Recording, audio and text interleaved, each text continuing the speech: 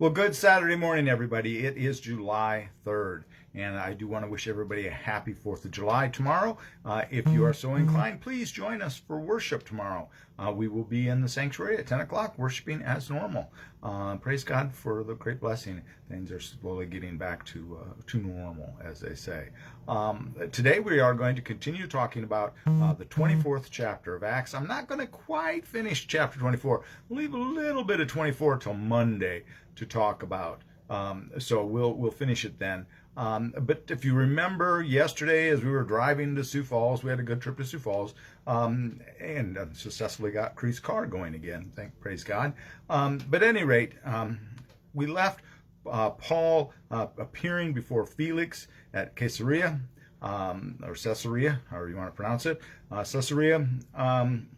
And they had brought in, the high priest Ananias had brought in this person Tertullus, this advocate, this very silver-tongued soul, and who laid it on very thick for good old Felix, and told him all of these wonderful things, most of which were at very best a quarter truth. About the only thing that he said that was more than a quarter true was that Paul was a leader of the sect of the Nazarenes, a leader of the Jesus following the way. But he called him a ringleader, which really translates to the original leader or the main leader. And certainly Paul was not the main leader, as we talked about yesterday. So really there was nothing that good old Tertullus told Felix that was 100% gospel true. Most of it was just flat out lies. And the biggest lie, which was saying how wonderful Felix was and how much they appreciated him. Felix was a freedman. I didn't talk about that yesterday. Felix had been a slave, and I believe his brother was a slave also. And both of them had been freed, and both of them, I believe, moved up into some positions of leadership, which is interesting for a former slave. But Felix was known to be a very violent and harsh ruler. He was the governor of the area, but he was known for his harsh treatment of folks, and so much so that he fell out of favor, and Monday we'll find out that he gets deposed and he gets replaced after just a couple of years after Paul is what's going on with Paul. But I digress. We'll talk about that on Monday. But that was probably the biggest lie in there, was how much the Jewish people admired him. And a little bit of lagging on our video there, at least on my end, hopefully not on your all's end. But so today we're going to look at Acts chapter 24, verses 10 to 23 is what we're going to talk about today. So let's just go right into it. When the governor motioned to him to speak, Paul replied, "I cheerfully make my defense, knowing that for many years you have been a judge over this nation. As you can find out, it is not more than 12 days since I went up to Jerusalem to worship. They did not find me disputing with anyone, excuse me, in the temple, or stirring up a crowd, either in the synagogues or throughout the city. Neither can they prove to you the charge that they are now bringing against me. But this I admit to you, that according to the way which they call a sect, I worship the God of our ancestors, believing everything laid down according to the law or written in the prophets. I have hope in God, a hope that they themselves also accept, that there will be a resurrection of both the righteous and the unrighteous. Therefore I do my best always to have a clear conscience toward God and all people. Now after some years I came to bring alms to my nation and to offer sacrifices. While I was doing this, they found me in the temple, completing the ritual of purification without any crowd or disturbance. But there were some Jews from Asia. They ought to be here before you to make an accusation if they have anything against me. Or let these men here tell what crime they have found when I stood before the council. Unless it was one sentence that I called out while standing before them. It is about the resurrection of the dead that I am on trial before you today." But Felix, who was rather well informed about the way, adjourned the meeting with the comment, "When Lysias the tribune comes down, I will decide your case." Then he ordered the centurion to keep him in custody, but to let him have some liberty, and not to prevent any of his friends from taking care of his needs. Okay. Paul doesn't really butter up good old Felix the way that Tertullus did, but he does acknowledge that for many years he's been the judge over this nation. Oh, that's true. It didn't say whether he was a good judge or a poor judge. He just acknowledged he was a judge. He acknowledged his position. He acknowledged his authority to make his judgment over him in an earthly fashion.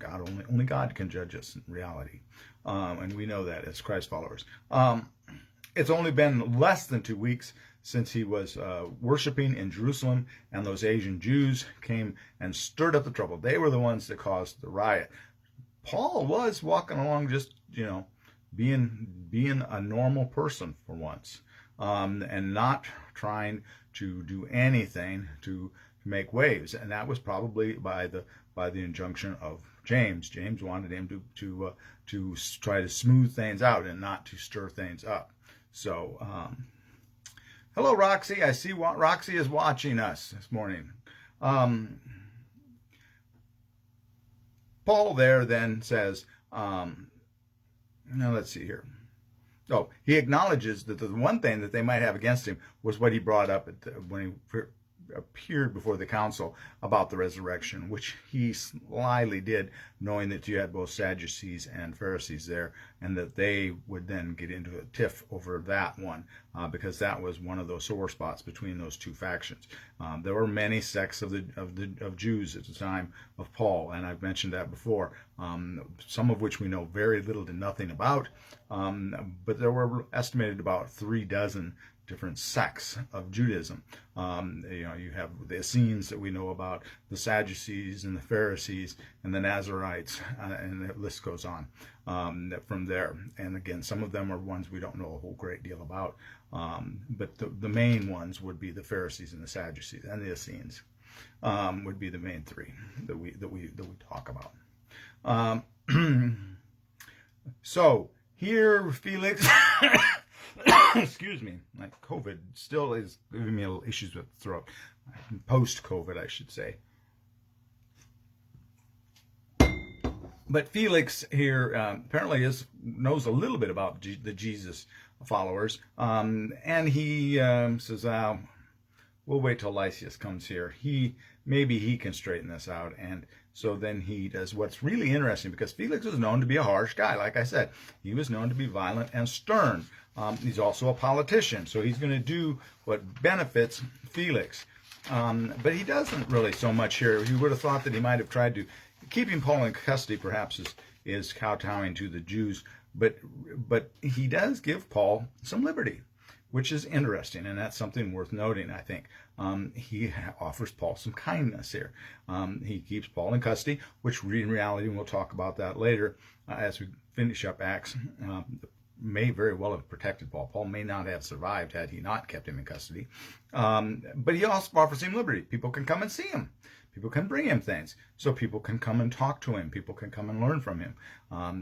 People can bring people to him to learn from him and for Paul to preach to. So that's really interesting. He's more or less under house arrest. I think it's exactly what he's under, is more or less house arrest here. And that is what will happen to him when he gets to Rome as well.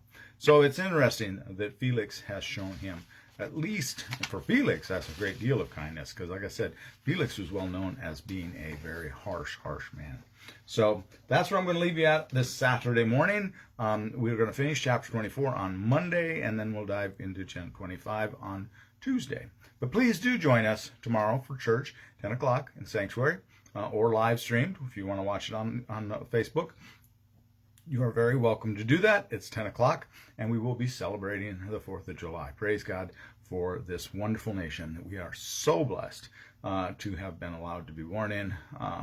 We have a blessing that very, very few Christians have ever enjoyed, and that is absolute freedom of our ability to worship. And sometimes I'm afraid we take that for granted.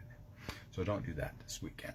Remember how fortunate you are to be here in the States, where you can meet on a Sunday morning, any given Sunday morning, and lift up praise to God and not be afraid that the authorities are going to come and haul you off. Praise God. We'll see you tomorrow, hopefully, for worship. God bless and be a blessing to someone today. See you later. Bye-bye.